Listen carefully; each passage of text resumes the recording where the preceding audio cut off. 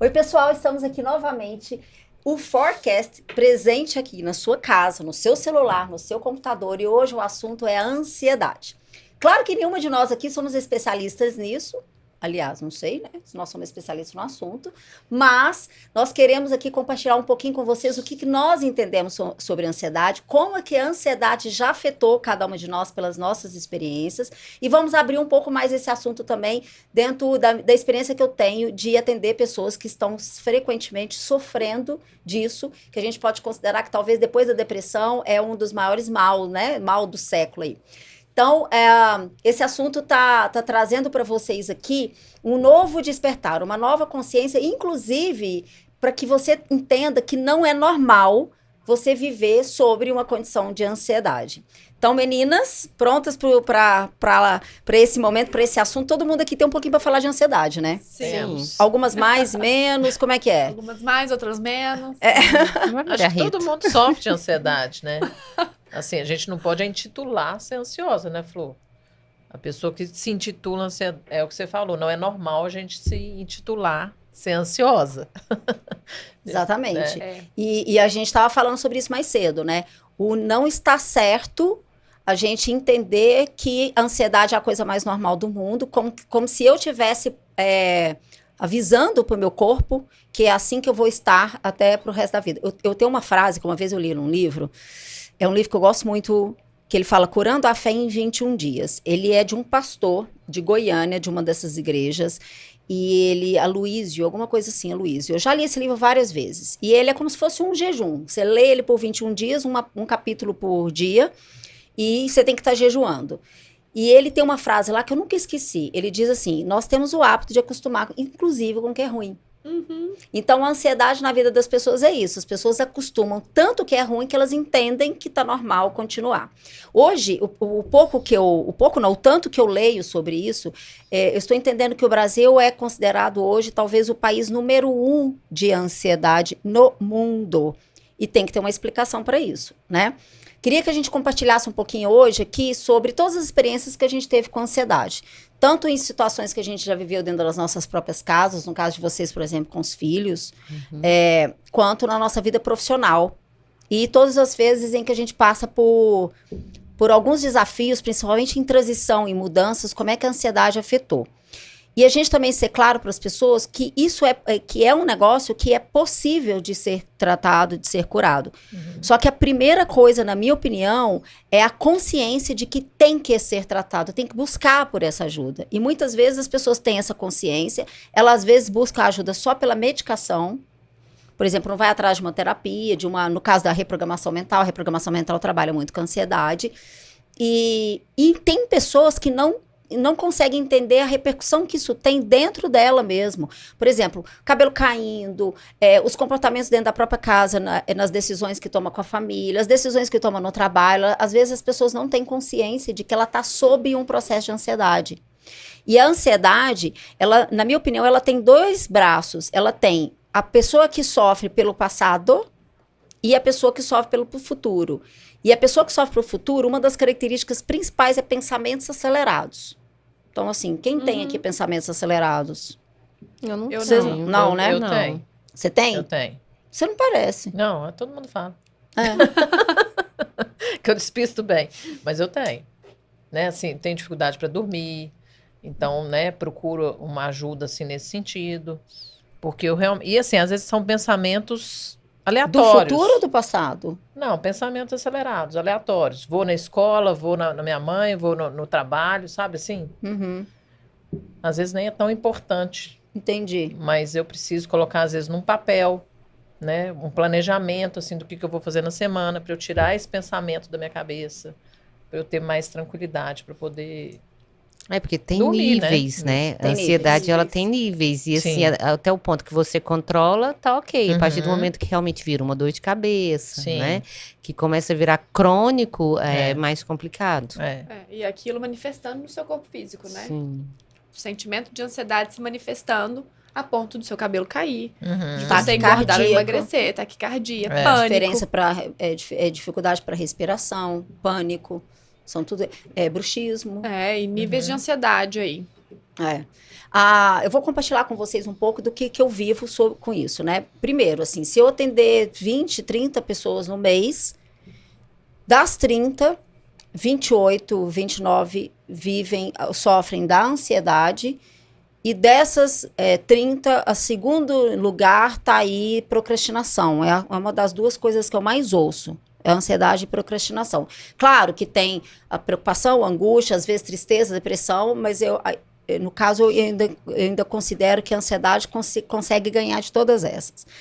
E a maioria está sob medicação já. E eu sempre vou acreditar que tem que desconstruir isso. A medicina, ela entra para trazer clareza para o cliente, para o paciente, qual é o nível de ansiedade dela e como ser tratado. E tem que entrar em vários casos, tem que entrar com a medicação, porque não tem recurso. Quando chegou na ansiedade, na minha opinião, é porque já chegou no estado crônico, sabe? Daquela disfunção anterior. Agora, o meu papel como reprogramadora mental é entender isso sobre um outro olhar. O que para mim é ansiedade? Para mim, a ansiedade é um comportamento final que a pessoa já está vivenciando, sofrendo de algo que começou lá atrás. Então, por exemplo, hoje uma pessoa que está sofrendo de ansiedade, principalmente crônica, que já está nessa condição de medicação, de dificuldade de dormir há muito tempo, de dificuldade de concentração, de procrastinação, de muita agitação, são pessoas que, por exemplo, devem ter vivenciado na barriga da mãe, na sua infância ou na ancestralidade, culpa, raiva, mágoa, rejeição, abandono, todas essas estruturas emocionais e traumáticas que hoje manifestam a ansiedade. Então, a ansiedade, ela já é o comportamento final. Eu sofro de ansiedade porque um dia eu fui rejeitado ou abandonado, entendeu? E aí, essa rejeição, esse abandono, essa culpa, que nem sempre é minha, porque ela pode ter vindo por uma herança familiar, faz com que, durante a minha vida toda, principalmente até os 7, 10, 14 anos, eu me sentisse não aceita, por exemplo, rejeição, né? Eu me sentisse que eu não sou aceita naquela casa, naquela comunidade, naquela família, naquele seio da mãe, do pai, e aí todas as questões que aconteceram comigo durante a minha vida até os dias de hoje, no momento em que aconteceram, me fizeram sentir rejeitada, quer dizer, continua validando a rejeição, eu não sou aceita, eu não sou amada, eu não quis ser, eu nunca fui, não me quiseram, né, me deixaram de lado, e isso acontece na escolinha, né? Na infância acontece na escolinha, quando uma turma afasta a criança de outra. Então, rejeição, abandono, essas situações, elas não é necessariamente dentro da nossa casa. Pode ter sido na escolinha, né? E aí, essa pessoa foi passando por tantas situações semelhantes a esses processos de rejeição e abandono, que isso foi tornando a mente dela uma mente inquieta, e aí ela vai acessando outros comportamentos mentais e fisiológicos que geram ansiedade. Então, quando a pessoa fala assim, eu sou ansiosa e eu sofro de ansiedade, talvez o problema dela, a doença dela hoje, quando eu falo doença, a emoção predominante, não é a ansiedade, é porque um dia foi rejeitado. Então, se você vai lá atrás e cuida da rejeição, você cuida da ansiedade. Faz sentido para você? Sim. Ju, no seu caso, por exemplo, que você trabalha com imagem, posicionamento, aí você trabalha com autoestima, com amor próprio, com a não vergonha, com aceitação, com validação. E aí, quantas pessoas que você deve atender que ficam nessa agitação, nessa ansiedade, né? Não, a partir do momento que marca. A partir do momento, mesmo. A partir do momento que marca. E eles falam pra mim, já estou ansiosa. Já estou ansiosa, já estou criando expectativas, né? E realmente gera esse nível de ansiedade enorme.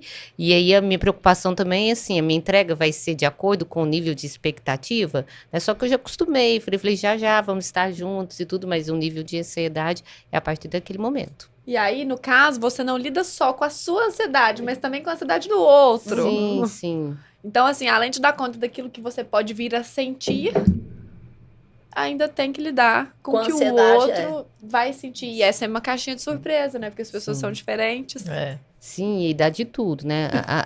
Aí a pessoa, tipo, às vezes dá uma dor de barriga, dá de tudo no dia ali de fazer, tenta mudar, né? No Também dia, tem né? a procrastinação. Isso. Elas querem Trocar cancelar, a data. posso dar desculpa, né? Porque desculpa é um jeito de fugir, né? Vou jogar mais pra frente. Será que cola? Será que... Não é porque os previstos acontecem, mas assim, sempre a pessoa tá desmarcando. Então tem que ter realmente esse cuidado.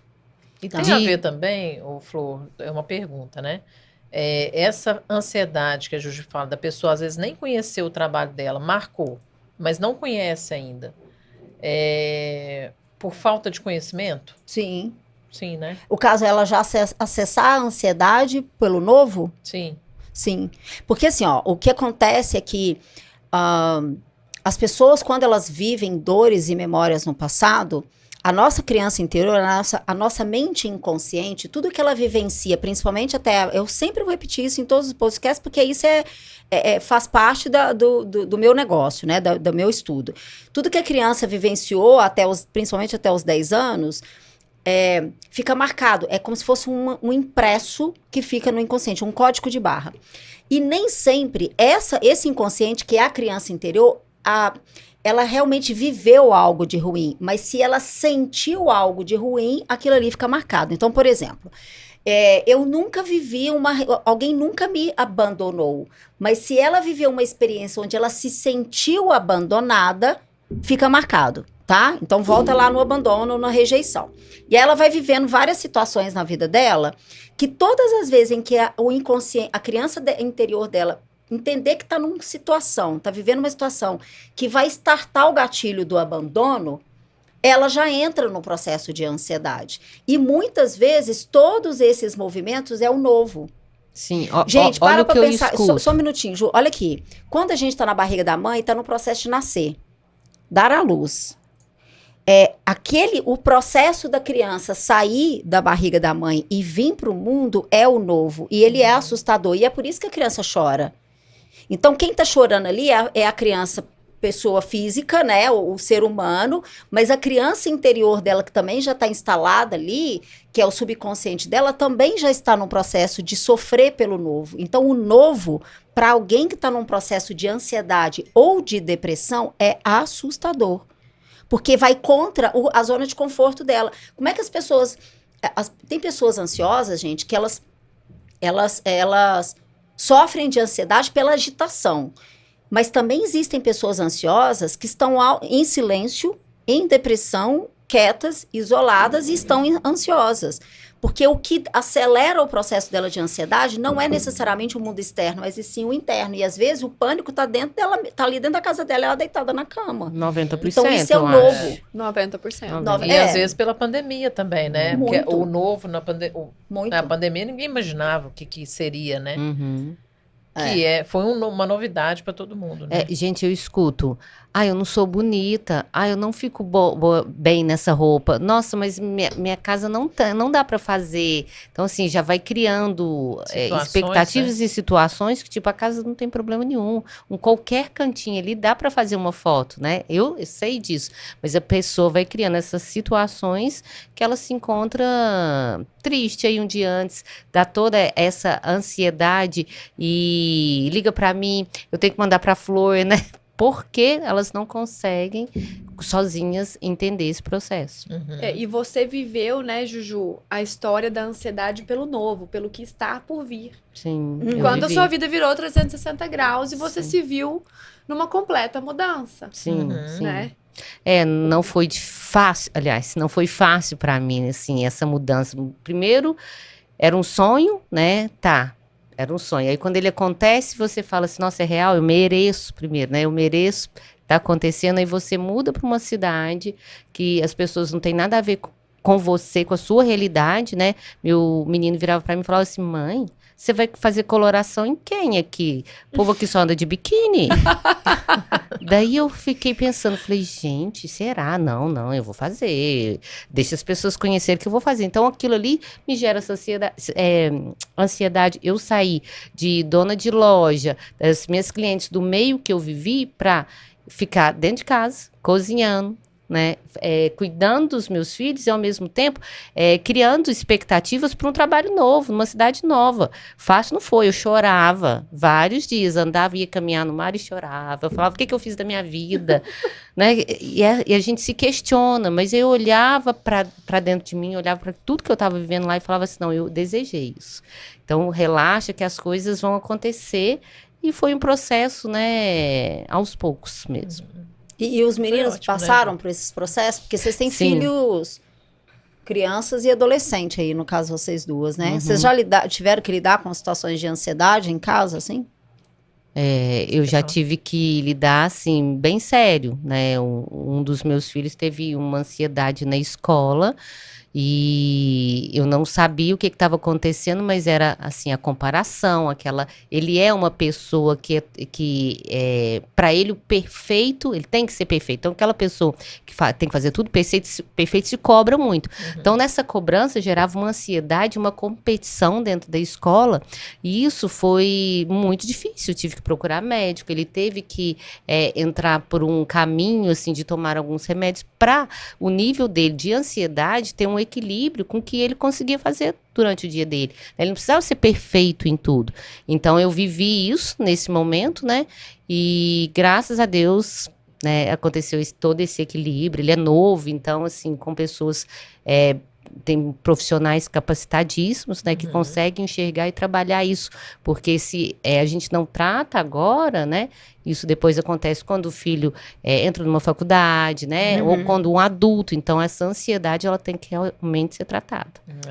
Eu também vivi com meus filhos na pandemia, né, na realidade foi na pandemia e um pouquinho depois dela, com outro filho. E na pandemia eu senti, assim, o sofrimento dele, sabe? Então, precisei de ajuda também com psicóloga para enxergar o que estava acontecendo. Eu acho que são sinais, que é aquilo que você falou, né, Flor? Então, assim, a irritabilidade, a falta de apetite, o isolamento social. Então, a gente tem... Nós, pais, precisamos ficar atentos a esses sinais. Porque não é normal, né? Uma criança ativa... Não é normal ela ficar isolada, não é normal ela ser irritada o tempo inteiro, né? Ter essa irritabilidade. E um outro momento foi numa mudança de escola de um dos meus filhos, que também eu senti a ansiedade dele, no sofrimento dele. Porque no caso o novo assustou. O novo assustou. E o que eu tento incentivar sempre para meus meninos, são 3 homens, é eles me mostrarem o sentimento deles. Me fala o que você está sentindo. Eu preciso entender o que você está sentindo. Porque muitas das vezes eles são mais difíceis de expressar. Sim. Então, quando eu incentivo isso, fica mais fácil de eu entender e de poder ajudar.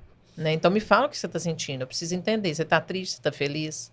Então, essas conversas de sentimentos lá em casa são frequentes. Porque é doído, né? Não tem nada que desestabiliza mais uma mãe do que ver um filho sofrendo de ansiedade. Isso que eu ia te perguntar. Você achou mais difícil lidar com a ansiedade deles do que com a sua? Ah, muito mais.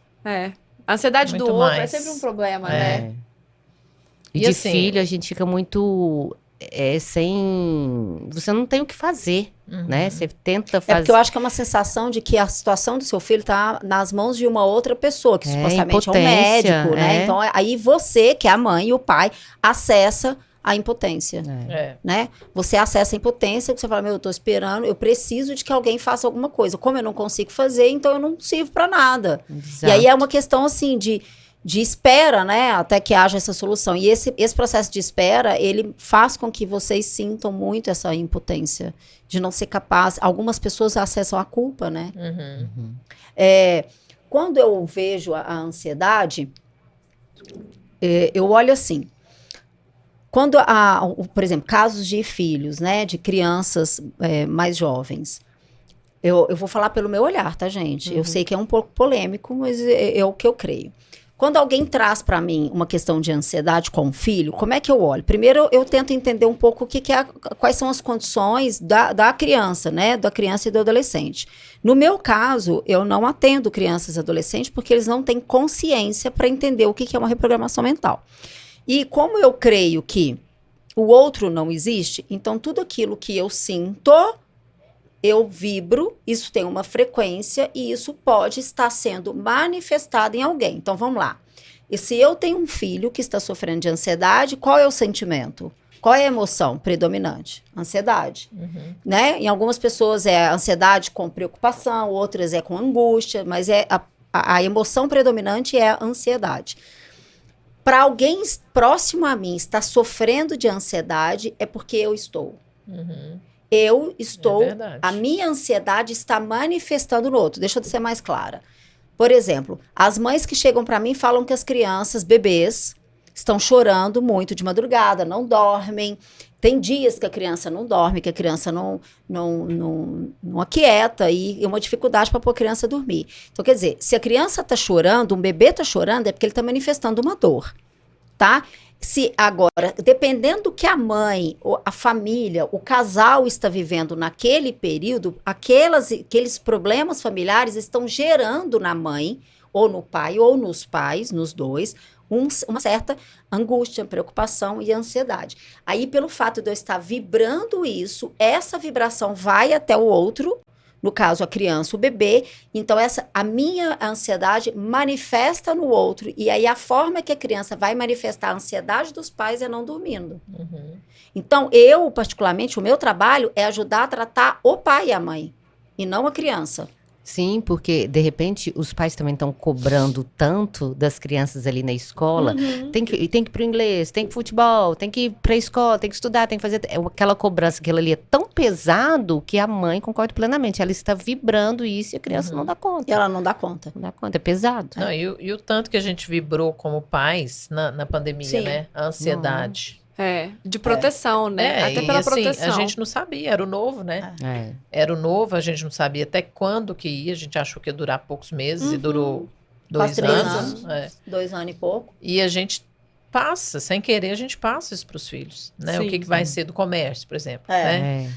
Então, foi pesado, né? E eles tinham, eu acho que até consciência também do nível elevado, porque eles viam as notícias e eles também pegaram, né, a doença. Então, eles gerou ali uma ansiedade, amigos, né, ficando isolados. Então, trabalhou muito com o mental deles.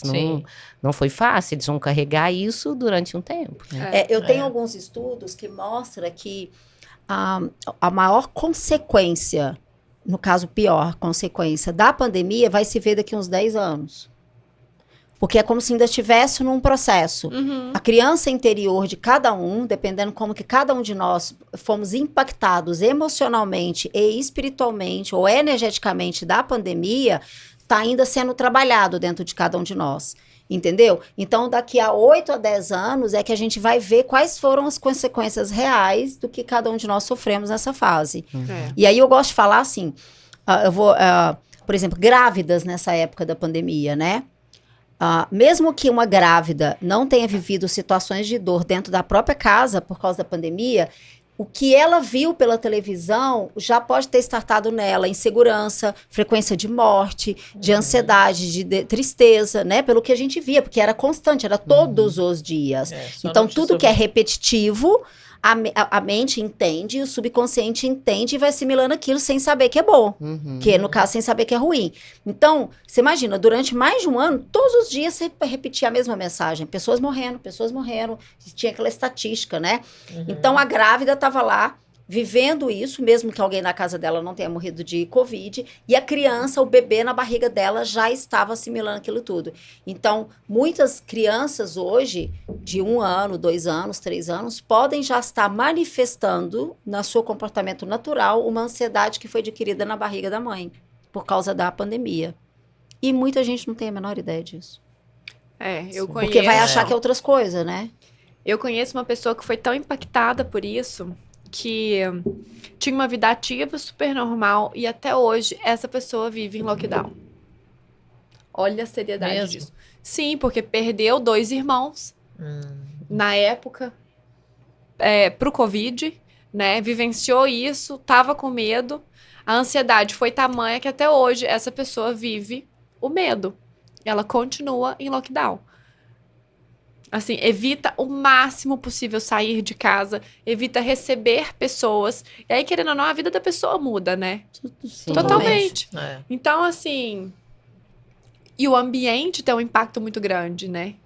E só aumenta a sua ansiedade. Só aumenta a ansiedade. Por eu ter mudado de cidade, eu vejo que, tipo, os adolescentes aqui foram levar a pandemia para um lado e lá em Guarujá outro. Lá, além da cidade ter uma fama de ser violenta e tudo, com a pandemia, as praias eram fechadas, os amigos dos meus filhos, eles não saem de casa. É uma outra realidade. Eles não saíam e continuam não saindo. Foi diferente aqui, por ser uma cidade menor, às vezes ia para casa do amigo. Engraçado, eu ia falar que seria outra coisa. Eu ia ter a impressão que cidade de praia... né? Não, eu sim fico muito impressionada com a diferença. Não saem. Os meus meninos têm uma vida muito mais livre, que não moravam lá na praia, do que os que moram. São criados em apartamento e ali criou-se, então eles têm medo de tudo. De tudo. Os meninos de 17 anos têm medo de sair de casa. Tem medo de tudo. Tem medo de pegar um ônibus para ir para a escola. Tem medo de andar de bicicleta na ciclovia. Né? Não vai na praia, não leva o celular, porque é tudo perigoso. Aí já tem os riscos, né? De uma cidade maior. Quando o Juju fala isso, eu fico assim... Sério, eu não consigo ter uma opinião, porque eu não sou tão mais velha assim que os seus filhos, né? A gente deve ter uma diferença de 10 anos. Rita, não. O meu mais velho tem 17. Uma diferença de 10, 11, Sim. 12 anos, né? Então, assim, eu nunca fui uma adolescente com medo. Eu nunca precisei trabalhar a ansiedade.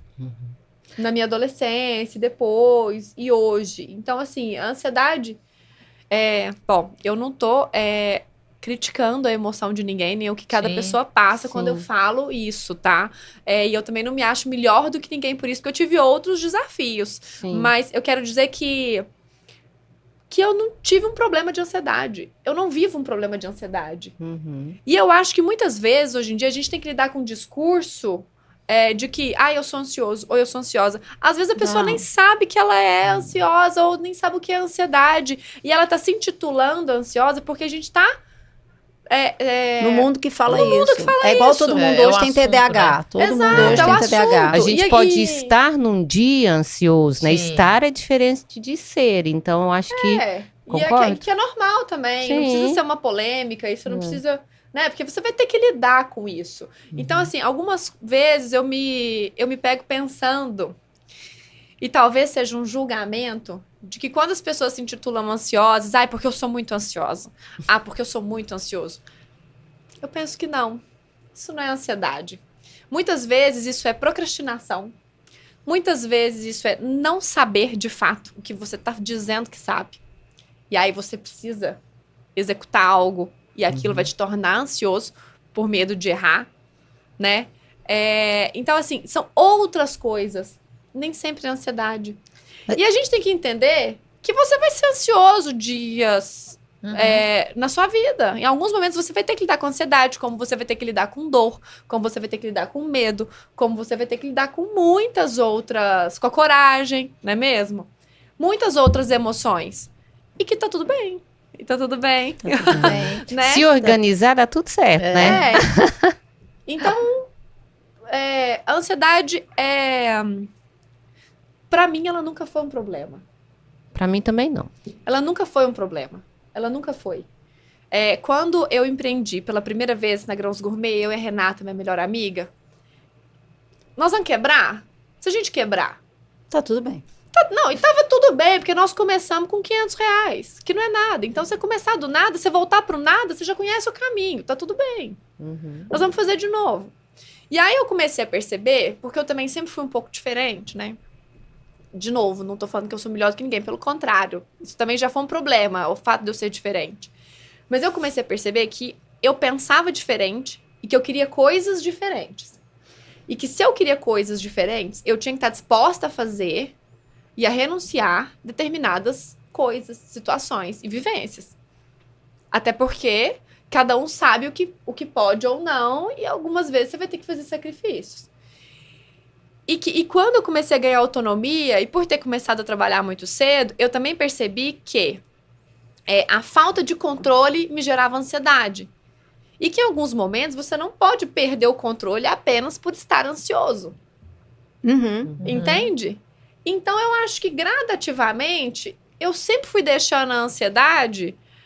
De lado. De lado, mas não de lado, porque eu não queria dar um foco para aquilo, entendeu? É como se eu tivesse mais coisa para fazer, outras coisas para administrar. E aí, quando eu percebi o que me deixava ansiosa, eu sempre pensava numa estratégia. Por exemplo, o que me deixa ansiosa? Bom, se isso aqui der errado, eu vou ter que justificar isso aqui para uma série de pessoas, porque eu tenho um cargo alto de confiança que eu vou ter que me responsabilizar por isso. Então, o que eu vou fazer desde o início? Uma gestão de risco. Eu vou acompanhar isso daqui de perto. E se sair do controle? Se sair do controle, eu vou ter uma outra alternativa e uma outra estratégia. E tá tudo bem. E é o tal do autoconhecimento, né? Você só chegou nessa conclusão porque você foi se conhecendo à medida do tempo. E assim, uma coisa que eu percebi, que a ansiedade, a minha ansiedade, ela estava diretamente ligada à falta de controle ou procrastinação. E eu não sou uma pessoa que procrastina, independente de eu dormir 2 horas por noite. Se eu tiver que fazer aquilo, eu vou fazer aquilo. A Renata também é assim. Né? Então, por exemplo, eu trabalhava fora, estudava e empreendia. Eu saía da Grãos Gourmet às 3h30 da manhã, na HB20 branquinho da Renata. E ela junto comigo. E ela também, na época, fazia mestrado. Então, assim, bom, a ansiedade é porque se der errado, mas a gente vai fazer tudo pra dar certo. O que tá no alcance, entendeu? E eu vejo as pessoas sofrendo, não por coisas que elas não têm controle, mas pelo que elas têm controle e não fazem. Sim, concordo. Sim. Pelo que elas têm controle e não fazem. Então, a ansiedade, pra mim, ela nunca foi um problema, porque se eu me propunha fazer algo, eu tava disposta a pagar o preço daquilo. Então, eu nunca reclamei. Se aquilo desse errado, eu sabia começar do zero. Comecei do zero. Não que eu tenha muita coisa hoje, mas começar com nada, pra mim, tá ok. Essa fase eu já passei. Perder o controle é muito mais difícil quando você pede ajuda. E eu aprendi a pedir ajuda. E a aprender. E a falar, olha, isso aqui vai acontecer dessa forma. Se der errado, aliás, nós vamos impedir que isso aqui dê errado acompanhando isso, isso e isso. Porque existe uma margem de correção aqui. Isso pode ser corrigido, isso pode ser acudido, né? E aqui a gente precisa de ajuda. Então, assim, pedir ajuda sempre foi algo fácil pra mim. Sabe que isso aí que você está falando me lembrou o seguinte, uma das maiores características de pessoas ansiosas é a dificuldade que essa pessoa tem de pedir ajuda e de dizer não. Então, normalmente são pessoas que acumulam várias responsabilidades e ao mesmo tempo não fazem nada. Porque ela traz para ela a necessidade de acudir todo mundo. Aí chega um momento em que esse acudir todo mundo leva ela a um esgotamento, ela vai acumulando esse esgotamento e por isso que a ansiedade vira crônica, mas ela não tem consciência de que ela resolveria isso se ela começasse a delegar atividades. Ou falasse não. Essa é uma característica. Falasse não. Falar, hoje eu não posso te buscar. Hoje eu não posso fazer isso pelo meu próprio filho, às vezes. Eu não posso fazer. A pessoa não diz isso. É o foco também, né? Está ligado a foco. E assim, às vezes, as pessoas estão acudindo a outras pessoas e acudindo a vida de outras pessoas porque elas não querem perder esse tempo olhando para a sua própria vida e para o seu próprio projeto e para o seu próprio trabalho. Pois é, porque já foi condicionada a isso. Também. Por que as pessoas não querem olhar para elas mesmas, para os próprios defeitos, para as próprias misérias e para as próprias dificuldades? Normalmente elas não querem porque elas têm um programa que diz para elas assim, não olha para mim não. Porque se você olhar para mim, você vai descobrir coisas em mim muito dolorosas. Então, para você não descobrir, você acaba despistando isso e levando essa descoberta para outras... Enfim, essa não descoberta, você vai distraindo. Você vai vivendo outras coisas na sua vida para não ter que se encarar, entendeu? E aí eu tenho um questionamento. Se a ansiedade é a doença do século, e se todo mundo fala em ansiedade, até onde a ansiedade virou desculpa? Boa. Porque, olha, gente, é a mesma história do eu sou perfeccionista. Quando a pessoa fala eu sou perfeccionista, eu, no mercado de trabalho, na minha vivência profissional, entendo, fulano é procrastinador. Ele fica esperando, ele fica esperando e ele não executa. Porque eu sou perfeccionista. Isso foi uma desculpa há muito tempo. É o que a gente mais ia falar em entrevistas de emprego, formação de equipe, enfim, treinamentos, perfeccionista. E eu tô percebendo a ansiedade uma desculpa. Eu sou muito ansioso. Eu sou muito ansiosa. A própria procrastinação é uma desculpa. Exato. E aí, assim, sendo a ansiedade a doença do momento, e todo mundo falando nisso, até onde isso vira desculpa para outras pessoas? Eu acho que, sinceramente, na maior parte do tempo. Mas a gente não pode tirar isso que realmente a doença existe, gente. Porque tem pessoas que são perfeccionistas e sofrem e tem a doença por isso, gente, né? E fazem, e vai lá e fazem tudo. Sim, que é o caso do seu filho, que você teve que vivenciar isso. Sim. Mas assim, e aí, Juju, a gente tá falando de algo real, né? De alguém que tem aquela necessidade da perfeição para ela e por isso... E não sai do lugar. Não, e por isso não sai do lugar e por isso sofre com aquilo. Só que, gente... Mas assim, se você olhar para o seu filho, para pessoas que também sofrem realmente, tá? Com o perfeccionismo, com a procrastinação, com a ansiedade, e que entendem que isso é um problema e estão sofrendo, buscando por ajuda, você também vê o resultado dele em outros Sim. em outros afazeres, em outras situações. Você vê que é uma pessoa que lida com isso, mas que, ok, não é uma desculpa, é um problema. Quando você sabe que é desculpa? Quando tudo é aquilo. E, assim, você não vê o real esforço, sabe, gente? Porque a gente também fica... Eu acho que, assim, tem muita doencinha, tem muita coisa sendo falada que, na verdade, serve pra passar pano pra preguiçoso. Pronto, falei. É verdade. A gente vê homem barbado, calvo, grisalho, mulher, sei lá. Dando desculpas porque tem se falado em ansiedade, ou porque tem se falado em não sei o quê.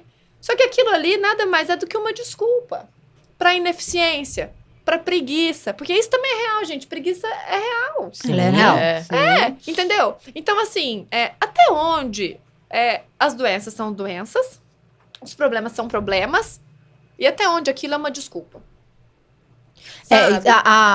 E tem mais alguns detalhes aqui. Por exemplo, vocês que são mães... Quando vocês vivenciam filhos passando por uma ansiedade, por um processo doloroso, é fácil vocês terem esse olhar para o filho e ajudá-lo a identificar isso. Porque tem alguém de fora ajudando a olhar que tem essa característica, porque tem um cuidador. Quando a gente vai para a fase adulta, é difícil ter alguém que olha para a gente. Sim. Muito difícil. Então, assim, né? Às vezes a gente está tanto na correria que a gente já está sofrendo um processo de ansiedade, de depressão, de pânico, e até inclusive por causa da correria, das coisas que tem que cumprir, das metas do trabalho, tudo isso, você já está nesse processo, mas a gente não tem alguém que olhe para nós e fala assim, você já está dando início. Isso aqui já são comportamentos de um início, de uma ansiedade, de um processo assim. Porque eu tô correndo ela também. Agora, quando os pais têm esse cuidado com os filhos, né? Então, eu acho que esse é um olhar. Né? Eu acho que isso é uma coisa para se ver. E eu vou começar a levantar aqui, assim, algumas ideias para a gente começar a finalizar. Uma das questões mais importantes é a gente trazer para as pessoas quais são as saídas para isso, né? E que não sejam somente saídas... de medicação, porque não é o que nós 4 podemos ofertar aqui hoje. Sim, nós não podemos falar sobre isso. Nós podemos falar em como dicas que a gente dá, básicas do dia a dia, que podem evitar. E eu vivo isso todos os dias, eu vejo isso acontecer todos os dias. E o que eu mais percebo que aonde está o pulo do gato, na minha opinião, é quando a pessoa já se intitula como ansioso, sofre disso, e eu estou falando agora de pessoas que sofrem diariamente, eu não estou falando de quem sofre de vez em quando com situações, não. Hoje aconteceu uma coisa nova na minha vida, eu estou passando por ansiedade. Não, eu estou falando de quem sofre todos os dias, porque eu conheço gente que sofre todos os dias, e é muito triste, porque a pessoa já perdeu total controle sobre aquilo. E ela já perdeu uma proporção horrorosa. Em todos os sentidos, em todos os sentidos. A ansiedade chegou num ponto que aquela pessoa, ela é basicamente, quase que 24 horas, ela está sob essa condição, inclusive enquanto ela está dormindo. dormindo. Então, por isso que elas já acordam num processo de esgotamento. Isso durante 3, 4 meses tem um significado, isso 1 ano depois tem um significado, isso 10, 15 anos depois tem outro significado, gente. Gente, eu conheço gente que tá num processo desse há 15, 20, 30 anos. Impreterivelmente, quase todos os dias. E tem hora que não dá, você olha assim e fala, como que dá pra viver? Porque já acumulou falta de sono, já acumulou todas as toxinas no corpo, já tem uma série de coisas que já está ali, que você vê que Deus existe porque está sobrevivendo.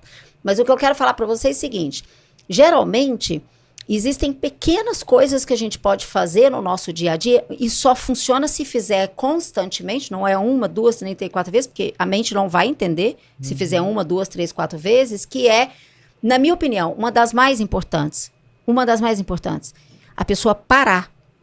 No processo do auge dos dias de ansiedade, ela parar, respirar. Ela tem que parar e respirar. Para, respira. 5, 10, 15 minutos, porque não é naquele estado de ansiedade que ela tá, que se ela continuar fazendo as coisas, ela vai resolver. Então, qual é o problema de parar só 15 minutos? Quando ela para por 15 minutos e respira, ela manda um comando para a mente dela para dizer assim, sai dessa condição que você tá agora, de agitação, e venha... Qual que é o contrário de agitação? Calmaria. Então, quando você tem um outro comportamento diferente daquele que você já está, você manda um comando para a mente e fala assim para a mente, aqui ó, é para você sair dessa condição e ir para a polaridade dela, polaridade contrária dela. Saia da agitação e venha para a calmaria. Então, como é que você pode fazer isso? Respirando, tomando um copo de água gelada, fazendo um Ho'oponopono, tomando um banho de água gelada, colocar uma música que você ama no último volume e dançar, entendeu? Meditar, são coisas que você dá o primeiro comando, é o primeiro mesmo, né? Eu já passei isso algumas vezes com a minha mãe, e eu lá de São Paulo, a minha mãe às vezes na ansiedade aqui, a minha irmã me ligava e falava assim, a mamãe tá muito ansiosa agora, o que eu faço com ela? Eu punha ela no telefone e falava, mãe, junto comigo, presta atenção, junto comigo, respira. Não, respira. E aí eu falava, vamos lá. 1, 2, 3. Aí eu ficava uns 5, 10 minutos com ela até eu sentir que ela acalmava. Aí depois você vai para os próximos passos, né? Então, essas são algumas dicas. Outra é, o que eu sempre ensino para vocês. Aqui tem uma glândula, que a gente chama de glândula timo. Quando você bate nela, você ativa alguns hormônios, principalmente o hormônio da felicidade, que é o contrário do quê? Da agitação, da tristeza, né? Então, você bate aqui, diz para você que tá tudo bem, porque você tá conversando com a sua criança interior. E aí, se você fica num tempo assim, você consegue mudar. Né? Funciona, né? Funciona muito. Tá outra bem, é você pegar aqui, ó, nela. Ela funciona. Tá tudo bem, nela. Outro é apertar aqui na mão, ó. E fazer esse movimento pra cá. Tudo que é gelado, água gelada, banho gelado, ajuda muito para controlar a ansiedade. Mas o que é importante vocês entenderem disso? É que eu estava sobre uma condição que eu não tenho controle sobre ela. Né? A condição de ansiedade é eu não tenho controle sobre quem é que está colocando você nessa ansiedade? É a sua mente. E aí, por quê? Porque a sua mente te deu conversou com você, ela fez um diálogo mental. É a conversa que a sua mente tem dela com você, a conversinha, o diálogo, a historinha que ela te conta que acessa a ansiedade, que faz você entrar no estado de ansiedade. Então, quando você vira e fala assim, eu não vou te dar atenção, eu não vou dar atenção para essa mente, porque eu vou dar atenção para a água gelada, para música, para batida aqui, entendeu? Aí você tá avisando para ela assim, você não é mais importante para mim. Você tá avisando pra sua mente, ó, pode parar, tá, querida? Você tirou porque o foco, até agora né? você quis me tirar do foco. Mas eu não vou te dar atenção, porque você tá me dando comandos que tá me fazendo mal, e agora eu quero dar atenção pra água gelada. E vai lá e bebe água gelada, toma um banho gelado, coloca a música no volume e dança, porque tem que ter os movimentos sinestésicos, né? Para que o corpo sinta o cheiro, beba, como alguma coisa que... eu não vou nem falar muito, porque senão depois eu entro em outro assunto. Mas enfim. E aí, porque senão eu vou falar que tem gente que come doce, né? Aumenta a compulsão por causa de ansiedade.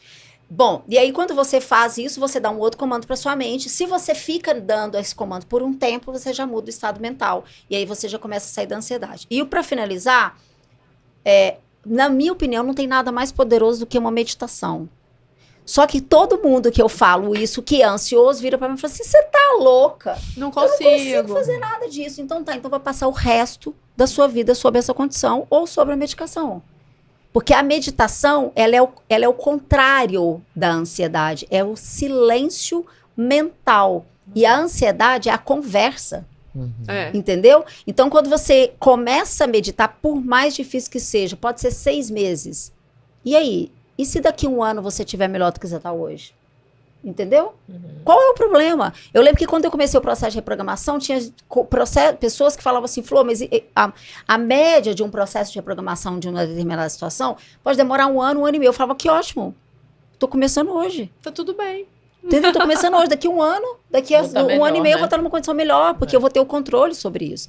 Então, o que vocês, pra gente finalizando, né? O que vocês hoje fazem se autoconhecendo para controlar a própria ansiedade que cada uma vive aí, básica no dia a dia, né?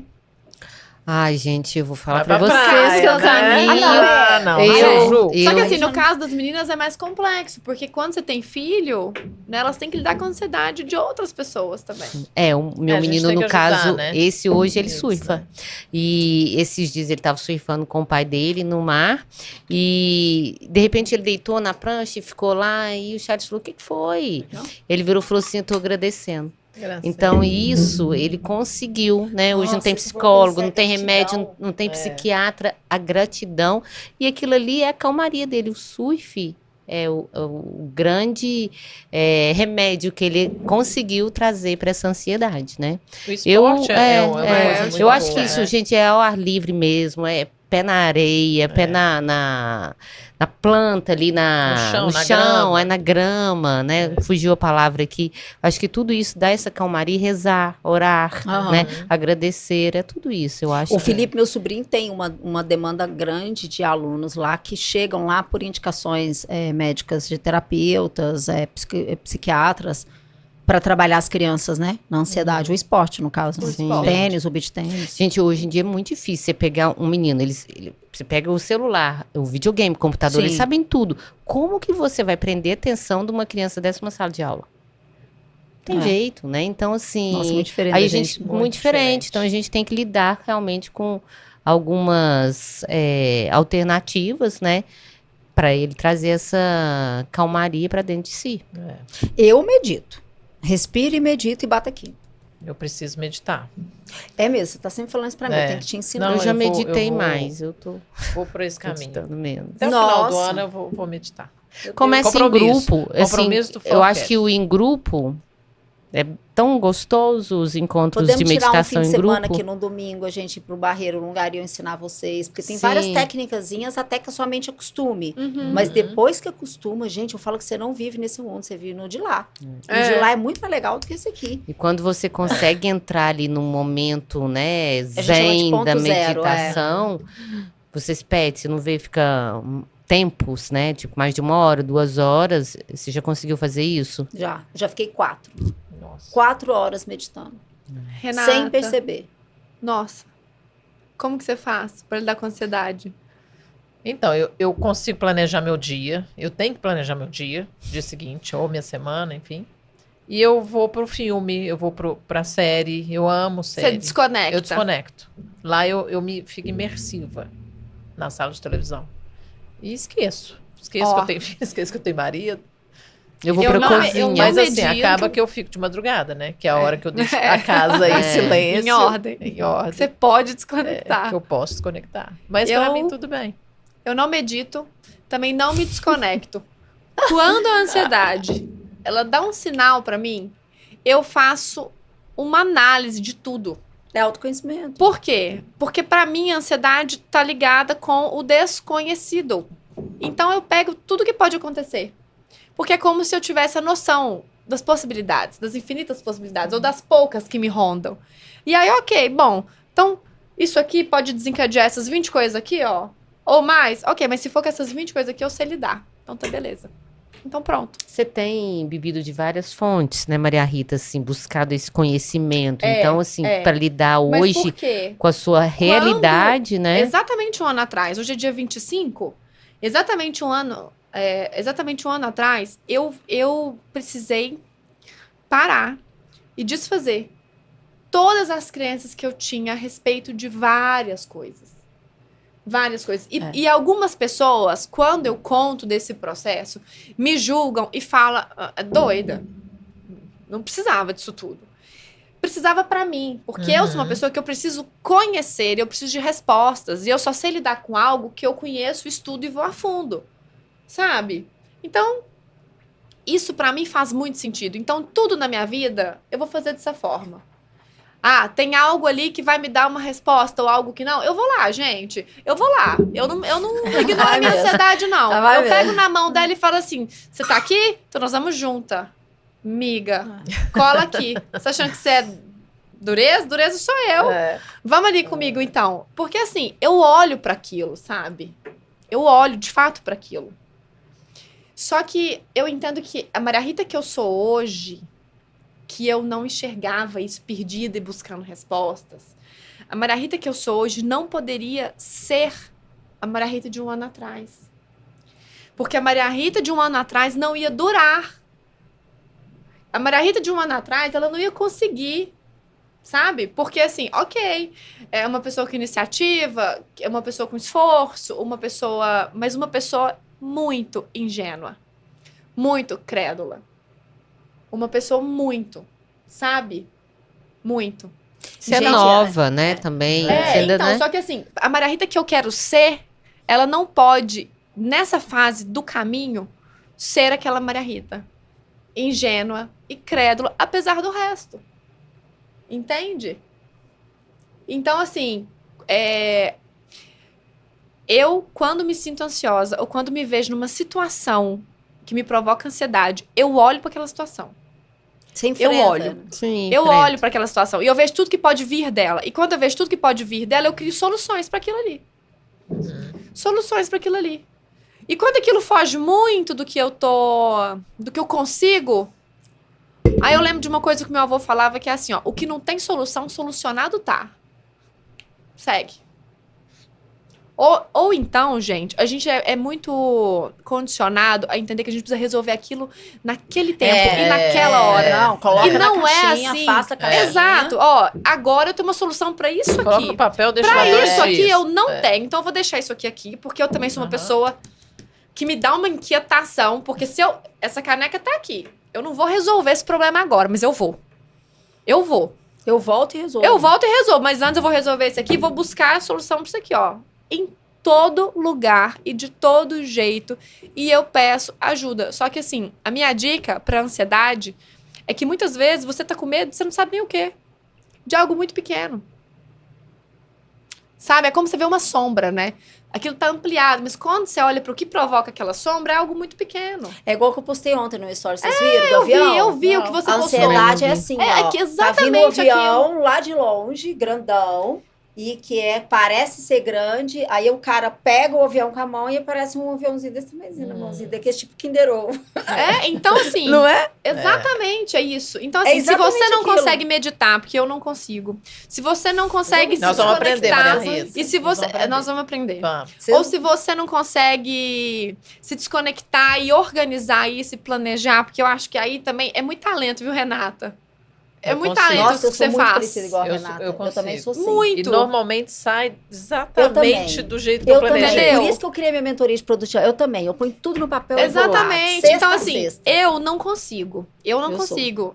Então, o que eu faço? Eu não vou... Como eu já entendi que eu também não consigo, eu enfrento.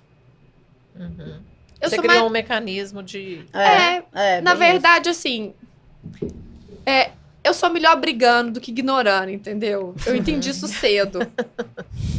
Então é isso. Meninas, tão ótimo, né? Espero que a gente tenha contribuído com outras pessoas para falar sobre ansiedade, que é o que a gente entende até o momento, é o que, né, que a gente quis fazer. E aguardem os próximos episódios. E se vocês têm sugestões de temas que vocês acham que essas 4 mulheres aqui podem contribuir, ou pessoas que vocês queiram sugerir, podem fazer os comentários aí, tá bom? Isso mesmo. É isso. Até. Até mais. Até.